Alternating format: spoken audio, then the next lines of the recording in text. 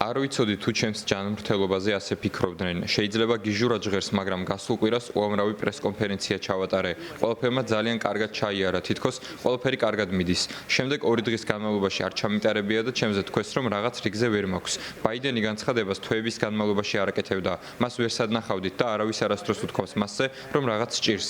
არ დავიცით, რომ ის საუკეთესო ფორმაში არ ყოფილა. შაბათ-კვირას ძალიან აქტიური ვიყავი. მთელი კვირის განმავლობაშიც. ამრიგად თქვენი ინფორმაცია ყალბია. სწორედ ამიტომ არ აქვს მედიას ხალხის ნდობა. So little credibility. We just over the last few minutes. რამდენიმე წუთის წინ ჩვენ გავანადგურეთ ხომალდი, რომელზეც ძალიან დიდი რაოდენობით ნარკოტიკი იყო. ჩვენს ქვეყანაში დიდი რაოდენობით ნარკოტიკი შემოდის და ის შემოდის ვენესუელიდან. ამ ქვეყნიდან ბევრი სხვა რამეც შემოდის. ამრიგად ჩვენ გავანადგურეთ ეს ხომალდი და ყველაფერს შეხვედრის დასრულების შემდეგ ნახავთ.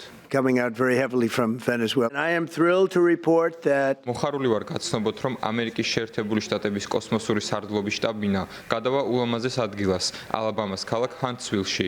გვიყვარს ალაბამა. მე ის დიდი სხვაობით მოვიგე, თუმცა ჩემს გადაწყვეტილებაზე ამას გავლენა არ ჰქონია. კოსმოსური ტექნოლოგიების განვითარებით ჩინეთსა და რუსეთს ძალიან ჩამორჩებოდით, თუმცა ახლა კოსმოსში პირველ ადგილზე ვართ.